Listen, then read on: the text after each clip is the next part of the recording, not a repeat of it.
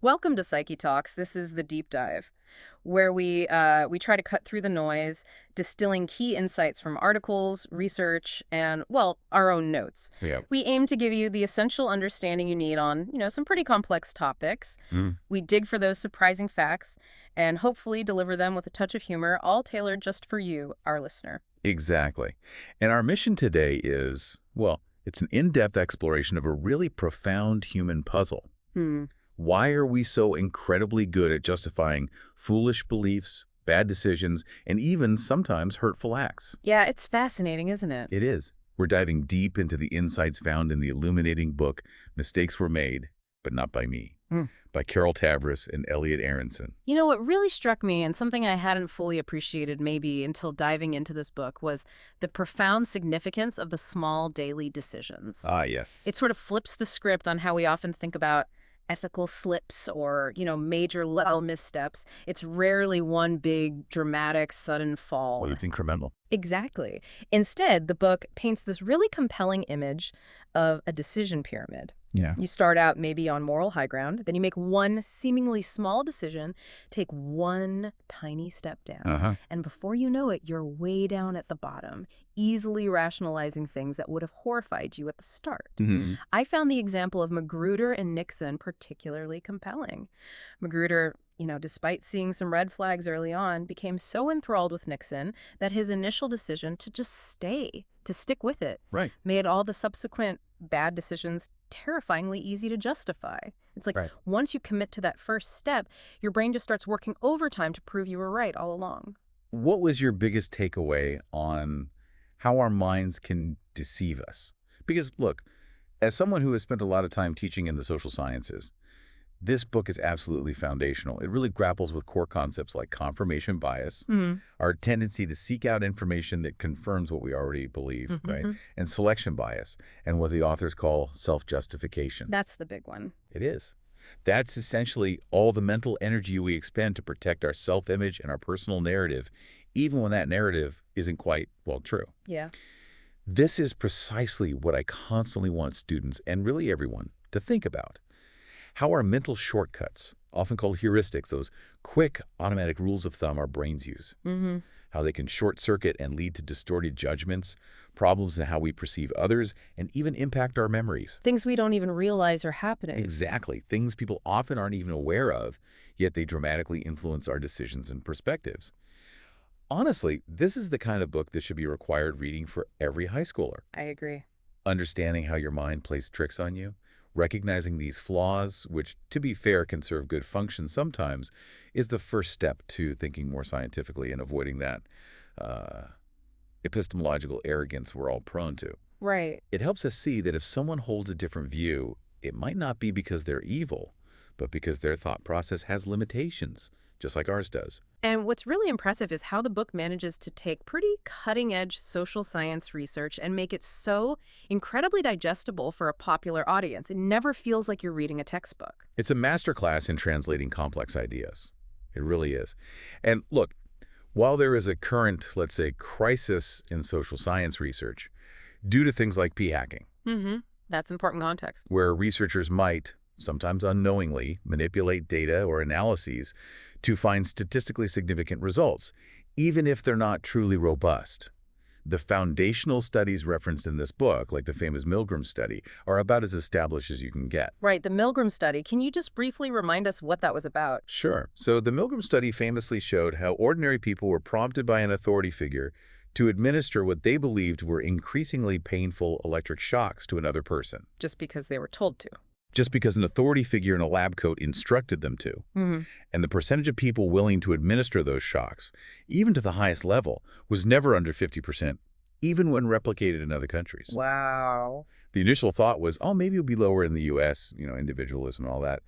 But the results showed it's more of a human condition, not purely cultural. And that's the truly frightening realization, isn't it? That people commit atrocities not because they are fundamentally different like monsters, but because they are just like us. Precisely. It's chilling. Which brings us perfectly to one of the central themes of the book. There's a powerful quote. Something we did can be separated from who we are and who we want to be. This really stood out in the context of the Abu Ghraib torturer example, one of the U.S. Army personnel involved in the prison torturing. Now, he speaks about what he did in the past tense, I tortured, not I am a torturer. Yes, the tense shifts is crucial. It's part of his healing process, it seems, almost a way of separating the act from his identity and who he aspires to be now. And what's fascinating there is how we rationalize behavior specifically to protect our self-image. That separation is a coping mechanism, absolutely. And it ties into another profound quote from the book. How in the world can they live with themselves? The answer is exactly the way the rest of us do. Oof, yeah. This applies directly to historical atrocities, like the actions of the Nazis. It's not about dismissing the evil of those acts, not at all, but confronting the chilling reality that ordinary people are susceptible to the exact same mechanisms of self-justification that allow all of us to sleep at night after, say, snapping at our spouse or telling a white lie. It's the same process, just scaled up. It's the same mental machinery.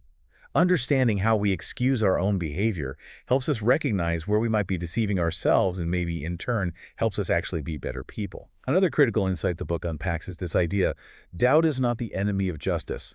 Overconfidence is. That's a great line. It is. Overconfidence in what we think we know, what we think we remember. That causes immense problems because our perceptions are so malleable, so easily shaped by our need to protect our self-image. This often leads to terrible miscarriages of justice. That chapter on the law and miscarriages of justice was incredibly eye-opening, almost frightening, really. It's sobering stuff. It highlights exactly why our legal system, ideally, operates with the beyond a reasonable doubt standard. When we try to circumvent that, maybe lower the bar. It inevitably leads to ethical breaches and innocent people being punished, often because investigators or juries latch onto one specific detail, and then everything else simply confirms what they already knew to be true. Confirmation bias again. Exactly. It's a stark reminder of how our biases can warp even the pursuit of justice. And taking a step back, this principle applies profoundly to complex legal and social debates. For instance, the book's perspective could shed light on the discussion around Betsy DeVos rescinding the Dear Colleague letter regarding sexual assault on college campuses. Okay, how so? Well, that letter had previously instructed campuses to use a preponderance of evidence standard, meaning it's just more likely than not that something occurred rather than beyond a reasonable doubt. A lower standard of A proof. significantly lower standard. Now, from the book's perspective, focusing purely on the cognitive mechanisms discussed, this shift, while perhaps aimed at addressing valid concerns about reporting, introduces an inherent due process problem. Why? Because of how faulty memories can be, how suggestible we are, significantly increasing the risk of miscarriages of justice. So the book would argue that lowering the standard makes wrongful accusations more likely because of these known memory issues. Precisely. And it's crucial for you listening to understand that this discussion is about dissecting the book's argument on these cognitive mechanisms and potential consequences, not us endorsing any particular political stance. It's about recognizing the human psychological elements at play in legal frameworks. Understood. It's applying the book's core ideas. Right. The book also touches on a very human tension. The mind wants to protect itself from the pain of dissonance with the balm of self-justification, but the soul wants to confess. That dissonance again. Yes, cognitive dissonance. That uncomfortable mental tension we feel when our beliefs clash with our actions or new information. It's a powerful driver of this self-justification because we hate feeling inconsistent. We really do. We all tend to naturally defend ourselves when confronted with perceived wrongdoing, don't we? It's almost automatic. It is. I found myself wondering, reading that section, if the book explored confession as a path forward, or if it was mainly about understanding the mechanisms.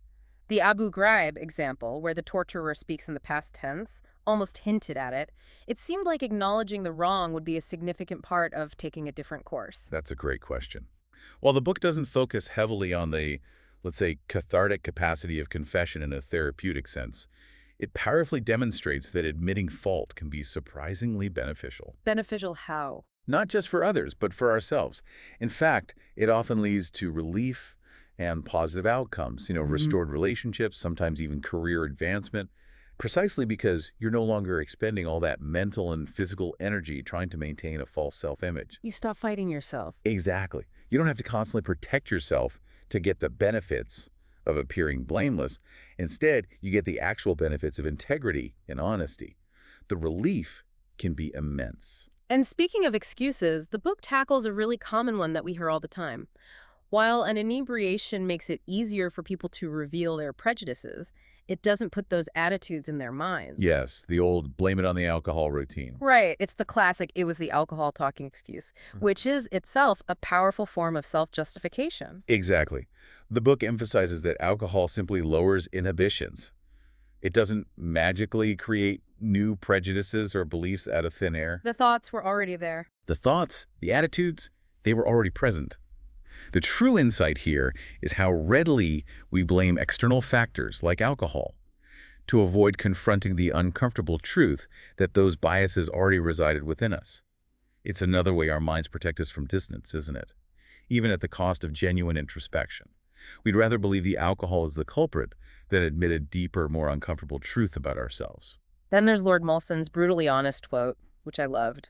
"I will look at any additional evidence to confirm the opinion to which I already have come." Huh.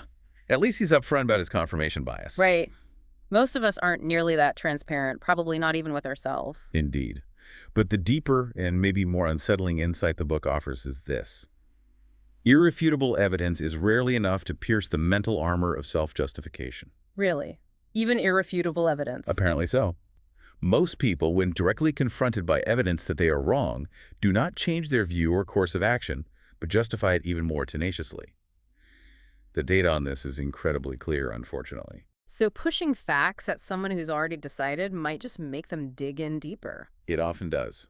When people have their minds made up, especially if their identity is tied to the belief, disconfirming evidence often strengthens their incorrect beliefs. It's not about logic at that point. It's about protecting that core self-image. I also enjoyed the clever play on words in this one. That is why history is written by the victors, but it's the victims who write the memoirs. Yes, it's a neat twist. It reminds me of that opening line from Braveheart, but with a twist that acknowledges these other perspectives and perhaps the human need for justification or telling one's own story. And this leads us to a really powerful idea about the nature of scientific inquiry itself.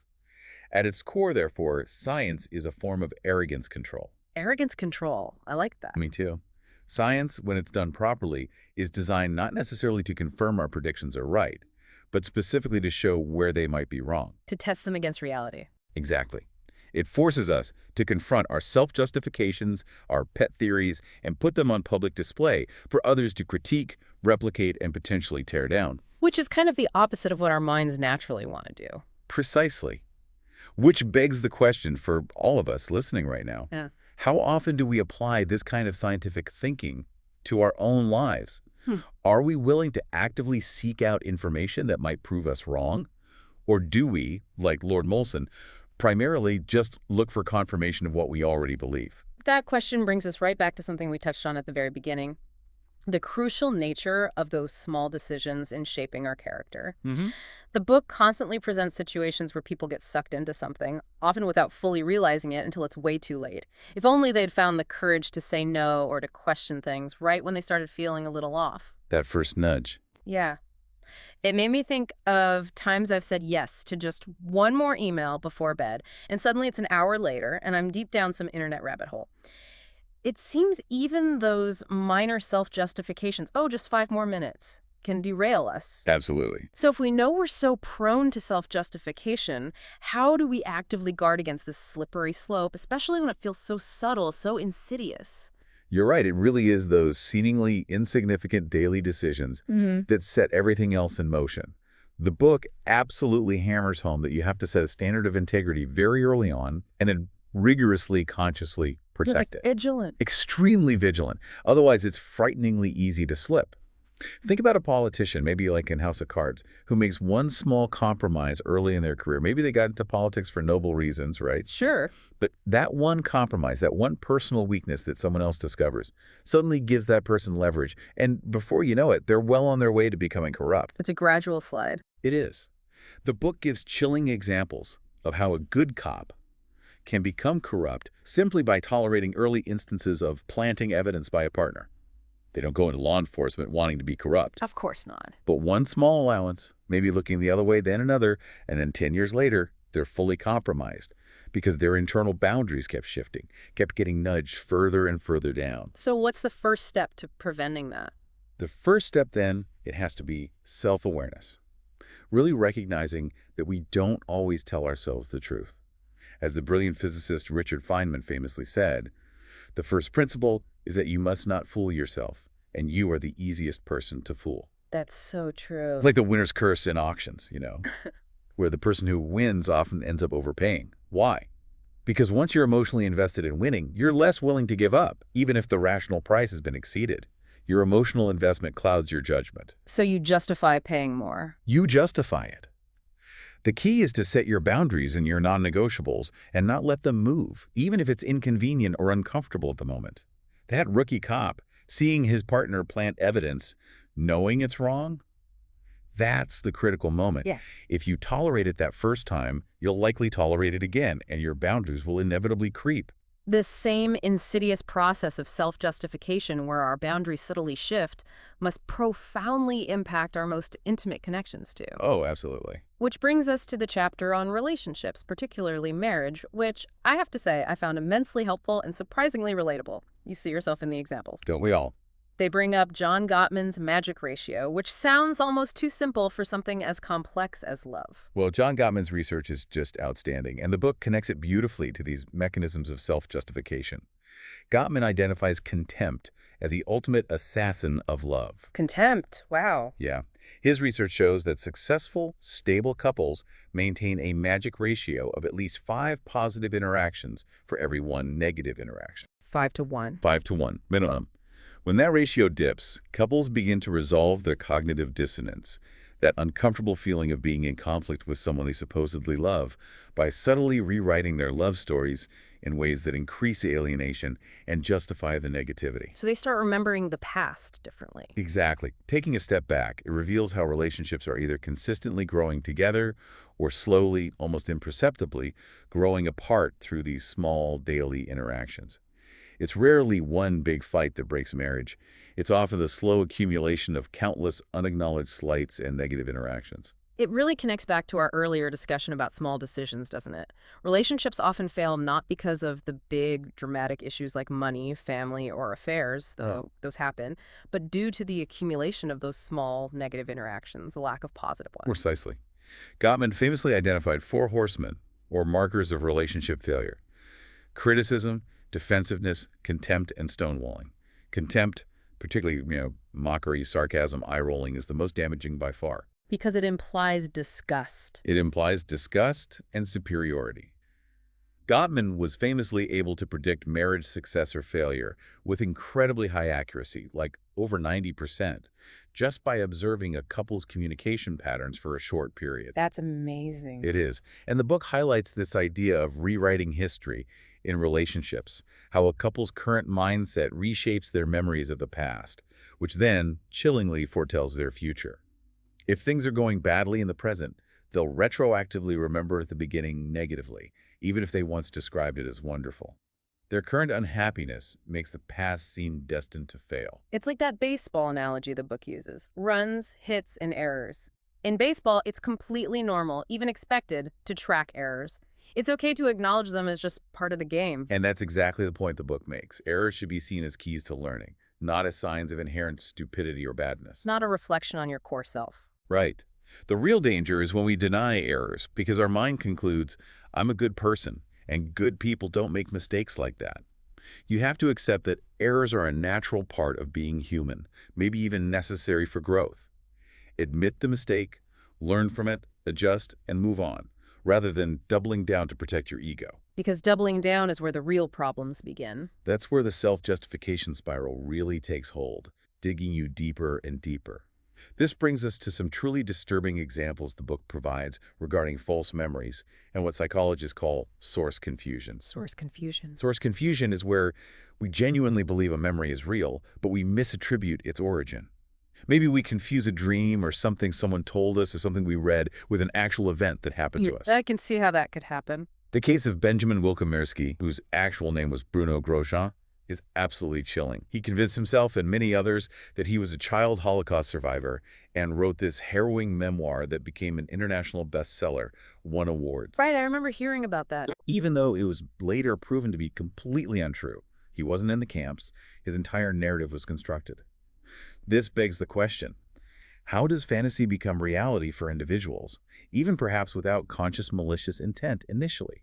He seemed to believe it so deeply his whole identity was wrapped up in it, even when confronted with overwhelming disconfirming evidence. He just justified the way. And it makes you wonder how that plays out in our modern age of, digital discoverability.